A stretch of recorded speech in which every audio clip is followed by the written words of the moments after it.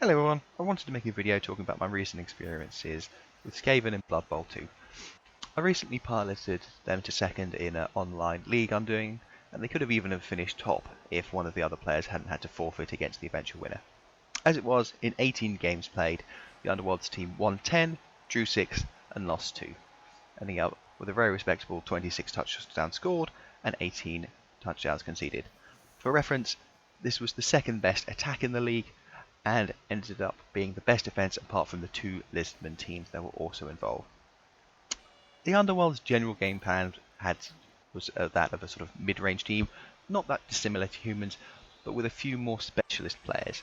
They really didn't enjoy being in a long extended brawl, but they tended to win a lot of attrition games due to their ability to have a deep bench, some star players, and just the ability to build some really killy blitzers.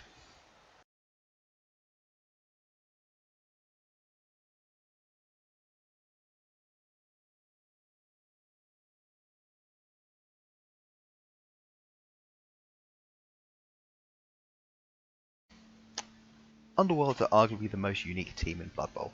They combine the Goblin and Skaven roster and arguably inherit the weaker halves of both. However, easy access to mutation makes the team an absolute riot to play, and you can develop your players in some really interesting and some really powerful ways. Unlike Goblins, they tend to want to upgrade their Goblins more than normal Goblins, as Underworld Goblins have become legitimately good players, whereas upgraded Goblins on a standard Goblin team tend to be a little bit of a waste. The Skaven side, however, is really what carries the team.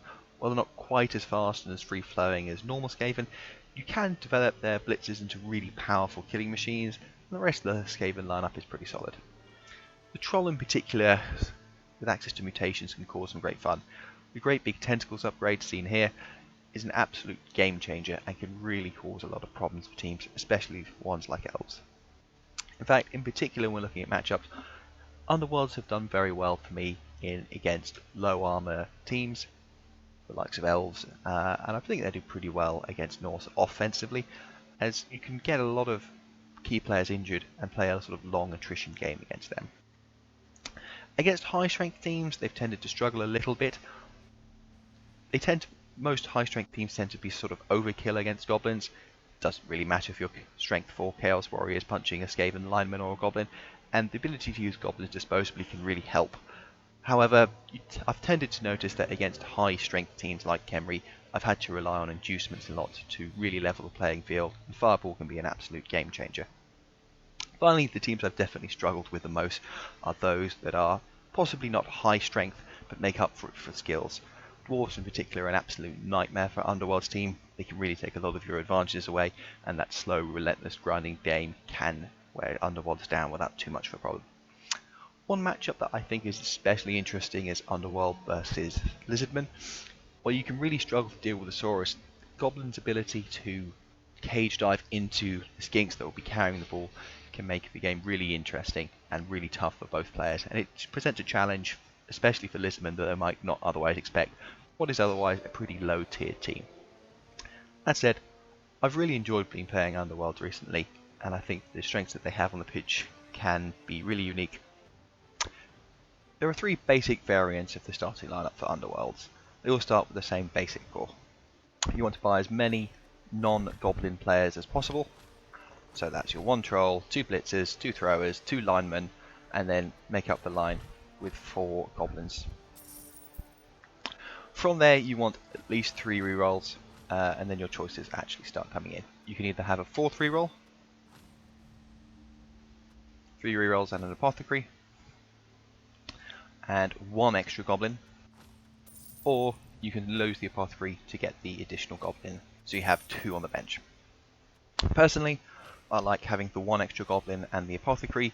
This gives you someone on the bench, and your Apothecary can be used to save a more valuable player, one of your Skaven or your Troll if things go horribly wrong, rather than having the extra player on the bench.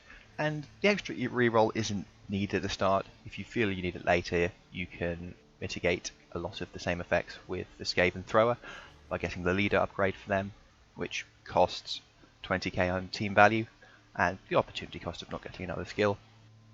Otherwise, with block, your blitzers are already quite reliable, your goblins already have dodge, And the Troll, you don't really want to be re-rolling any dice due to Loner anyway, so the 4th re-roll I wouldn't say is particularly valuable at the start. There are 2 ways to build a Warpstone Troll for Underworld. The first is something I'd only consider if I was lucky enough to get a double on my starting level up to get block. From there, you want to lean into claws, and then anything else you want to add enough that is essentially bonus. This way you can build a very effective killing machine, which helps even out the numbers, which is something you're going to desperately need on the Underworld team. That said, given the Troll's really stupid rules and their propensity just to stand there and do nothing and be players down, this isn't how I built them. Personally, what I did do was start off with the first upgrade being Tentacles. This is an incredibly powerful disruption ability for making sure that the opponent players can't get away from the Troll. So your Troll is at his best when he's got this build, standing still and forcing dodges out of low strength players, and can be really effective against teams like Elves, but even teams like Underworld that rely on ghouls to score. This can cause a massive problem for them, especially if you get it near to the ball carrier. Further from there, they don't really need any upgrades from here. I certainly wouldn't turn down block if I was lucky enough to get it on a doubles roll, but going guard and stand firm helps add extra frustration to the opponents when they're trying to get rid of the Troll. Skaven Blitzers are arguably the best players on the Underworld roster. They're also one of the more customizable ones, and you can really get some powerful upgrades for them. Their role in your team is typically to be a killer, to run around and start evening out the numbers. It's hard to know exactly what you want to take with a Skaven Blitzer. They've got a lot of good options. Probably the best starting point is to be looking at one of Claws, Horns, or Mighty Blow. Personally, I went for Mighty Blow as I had a lot of low strength, low armor value opponents in my league. But if you're playing against someone with a lot of armor, Claws would be my first pick.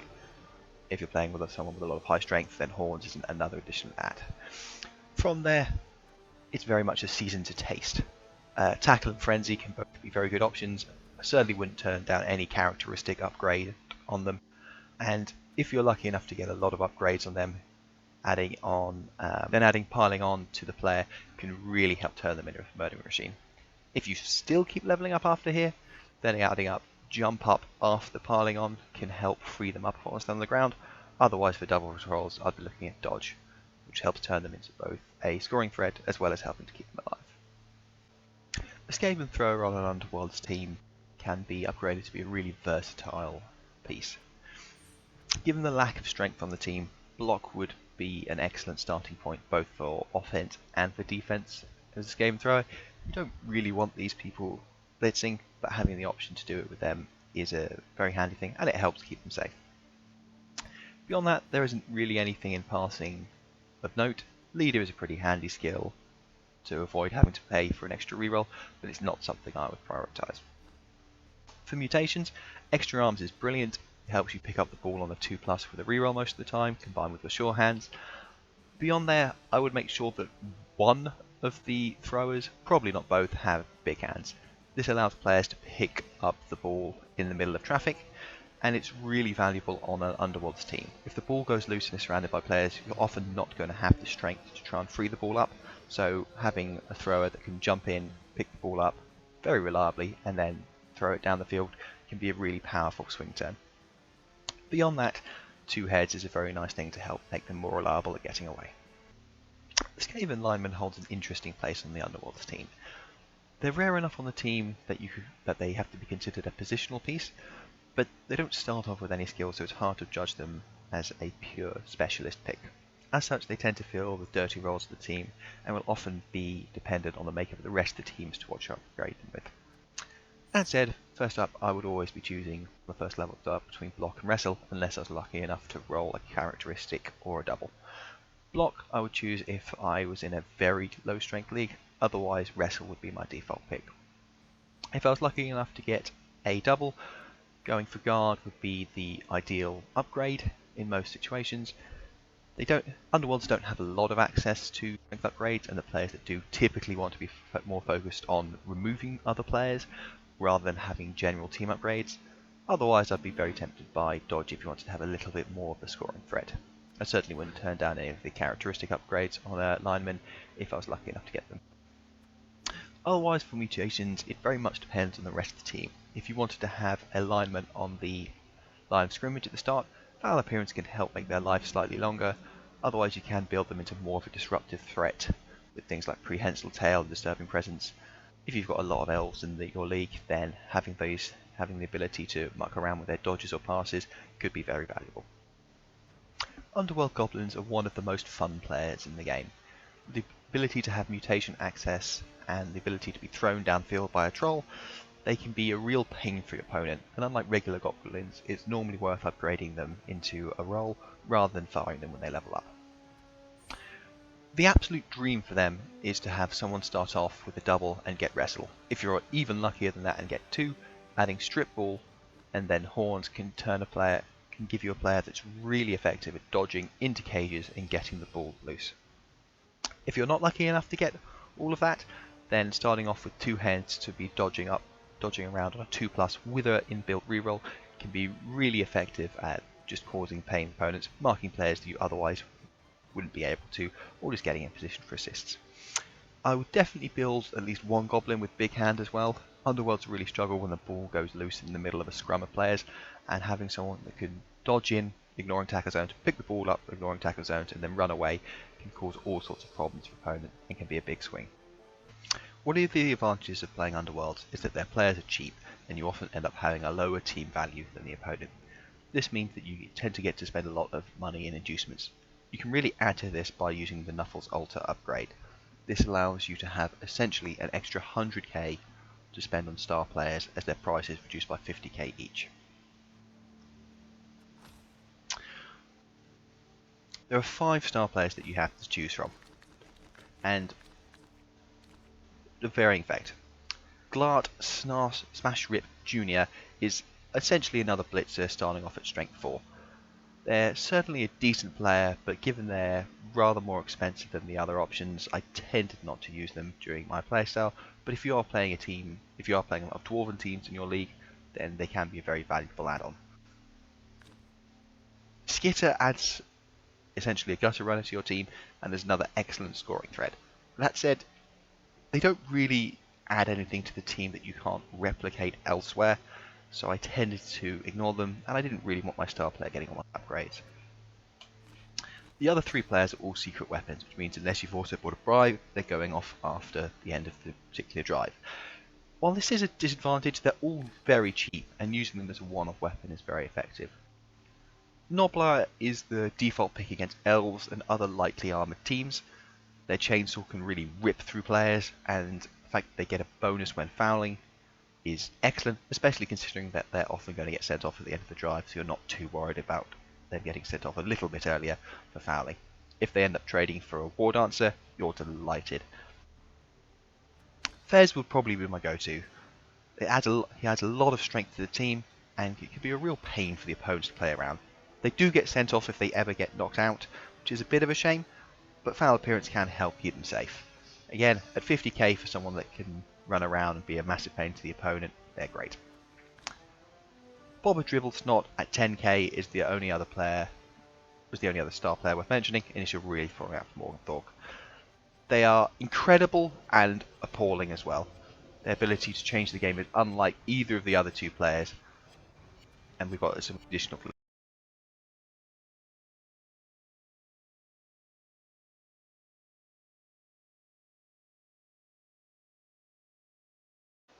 Here's a really good example of why I think the Troll is used best with tentacles and used out best in wide channels blocking multiple players.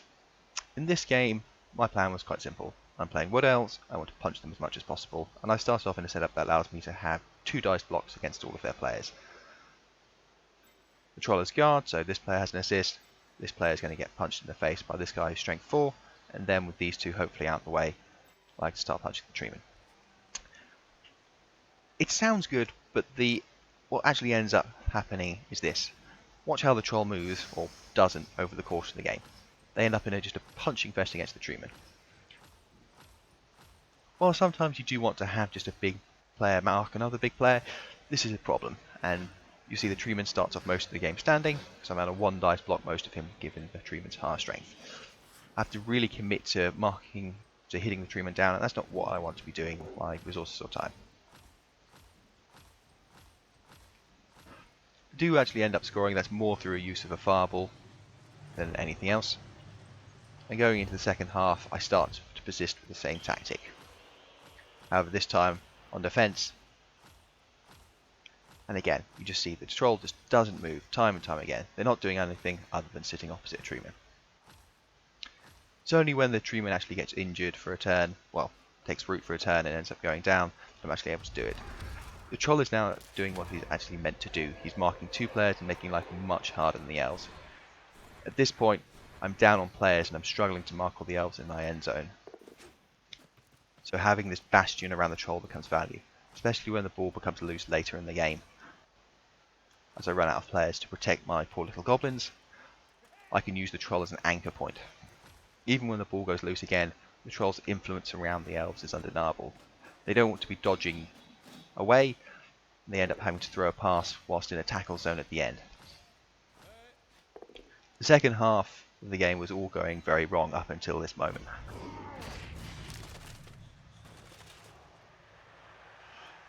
And even here it's rather dicey, but the troll being an anchor point to the defence out wide and stopping the elves from moving around, here stopping both elves with his tentacles, and forcing the elves' final pass to be in a tackle zone.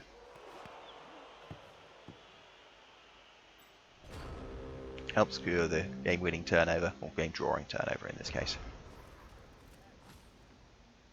Here's an example of how you can attack the cages Underworlds. I've gone for one of my more standard plays and have the goblins on the line and keep my troll loose so that they can go and influence things. What I want to do here is stop this cage from being able to advance by stopping them linking up in here. Thankfully, against a Khemri team, they're unlikely to suddenly charge the ball downfield, so I'm less worried about having anyone in my backfield. My players are naturally quicker than them, so if something does go wrong, they can come back, and I want to make sure my flanks are secure just in case they do something silly. As the play goes on, I start off with my safest block, taking this Tomb Guardian out while I can, and then start to move players in and around here so they can't. There's no easy way to get the ball over. Further to compound this, I plan on blitzing this player here, so that if they want to keep the ball carrier free, they can't then blitz one of these players out to get them into the game. As you can see here, there's no easy way for the Khemri to join these two groups up. They're not quick enough to start going around the flank. My blitz goes very well. I knock the player to the floor. So I have someone near to get a carry. One thing to note was I did get a little lucky. This player is really good. Strength 4 is going to take it's going to take the rest of the Khemri blockers here to move out once this Tomb Guardian is gone. I forget that one of the Khemri linemen has tackle, but still managed to get a goblin up here. Now the Tomb Guardian here has break tackle, but I'm at least forcing an extra roll from him. So when he goes to blitz my Skaven away, he rolls a 1 on this dodge.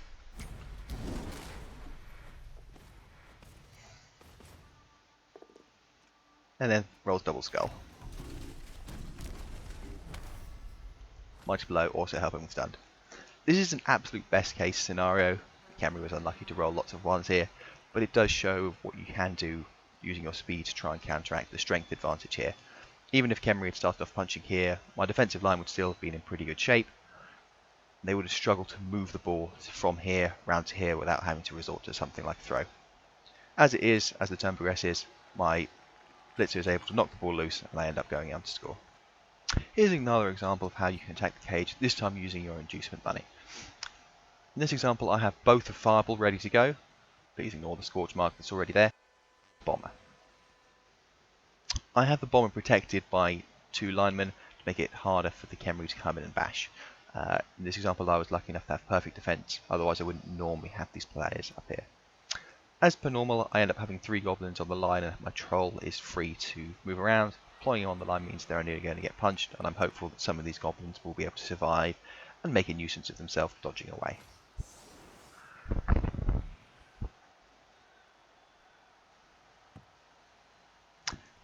The kit goes pretty much where I want it to.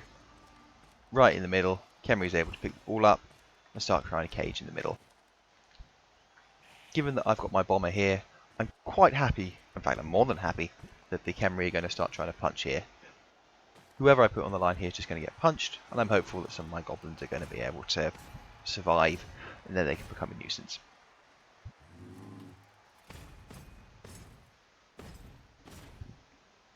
Now with this lineup ordinarily, there's no way I can get into the middle of this mess. Khemri start off poorly, but then actually end up injuring all of the goblins in the line. This happens, and it's just something that you've got to kind of roll with.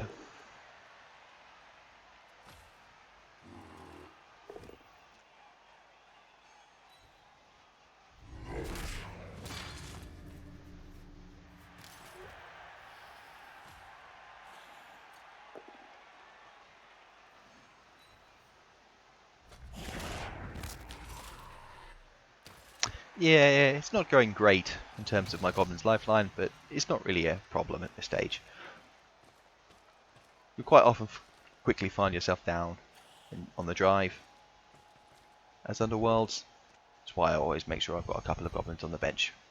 Even here with 4 players injured and another one KO'd, I've still got enough to replete my reserves at the end of a touchdown. At the end of Khemri's turn, they haven't played in around Fireball at all. You can see them right here, and going into my turn, it's the first thing I do. Ball carrier comes down, but most of the rest of them are unaffected. So I double up by throwing a bomber in.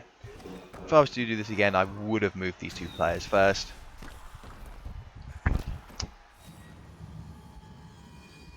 As Adams, the throw is good, taking out another 3 players and leaving the cage as a wreck. I start marking up the Khemri players to make sure that they can't move away and do anything silly. For again, big hands come into play very handily here. Even like this, I don't really have the strength to move the 2 Guardian away, and the big hands player is able to go in, get out, and leave Khemri in a really awkward position.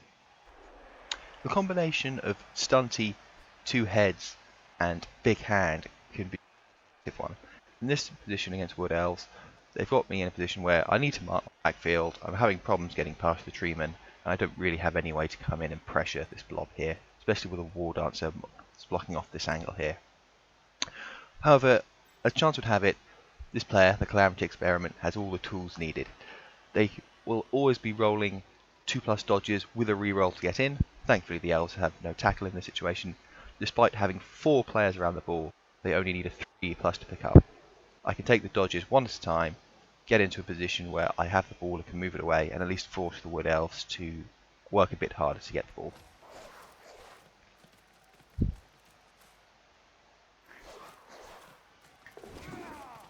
I take my time, making sure I don't fail a dodge, get lucky with a pickup, and then keep moving it away past the Goblin's friend to make sure that the Wood Elves at least have to roll some dice to be able to get the ball back. While the Bombardier can function as a cheaper, repeatable fireball, a word of warning, a fireball can't backfire to the same extent that Bombardier does. And as much as Dribble Snot can be incredible, they can also be incredible for your opponent as well. In this example, I have a pretty reasonable defensive setup going into my turn against the Lizardman. I don't really have any way to pressurise the Skinks, and my Troll's down, but that's not really an issue at this stage. I move the troll up here, start pressuring one flank, and keep the rest of the players free to make life harder to advance for the Saurus. Goblin moves up to start tangling Saurus up, and the Lizardmen, while they're in a bad position, don't really have any easy way to make ground. However, this is where the problem starts. I can easily move these players up to a position like this, possibly keeping one at the back in case of a breakout, but I decide to throw the bomb first. I fail the loner reroll, and the bomb drops right at their feet, taking out not only the Bombardier, but 2 players around him, and making life much easier for the Lizardmen. This is a much better position for the Lizardmen. They can blitz either of these players here out of the way, they are able to smack these players out here, and they do end up going to score. One of the final little things you can do as Underworlds is you can go for a 1-turn touchdown using a Troll and a Goblin. Here I've had a very hard fought match against Lineman, and it's looking like it's going to end in a draw. Here the Lineman kick off to me, and they slightly get baited by perfect defence trying to cover the ball landing over here and trying to stop me getting any punches in.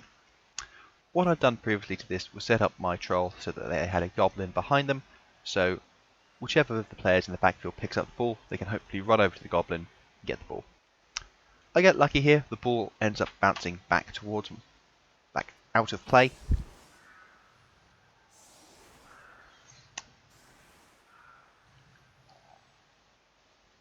The Lineman, as you can see, they've not set up to defend for it. If you did want to defend for it, either mark for the troll where you can, or create a line across the backfield, which is a much more reliable thing.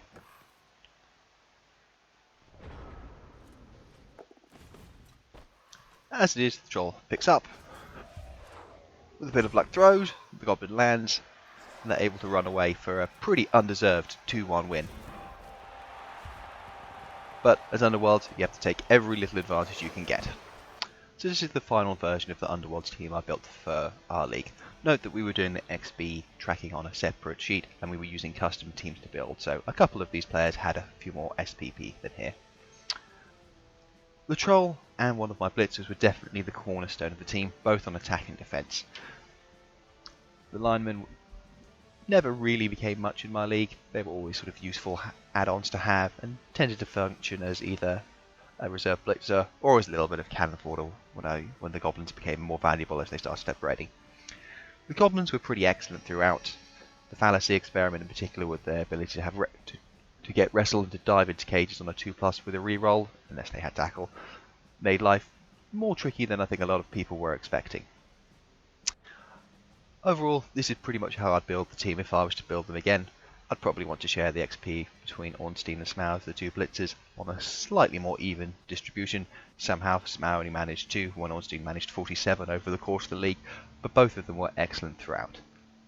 And certainly having a super upgraded strength 4 Blitzer was invaluable a lot of the time. Otherwise, some final thoughts.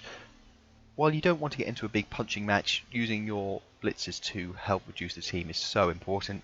You are going to lose players, and if you're losing them at a roughly equivalent rate to the opposition, the mixture of having some players on the bench and the ability to star player for a couple of drives, I mean, you typically end up actually with a numbers advantage when you're going into the later turns, which normally means you can sneak more games at the death more often than you might think. Otherwise, I hope this was enjoyable.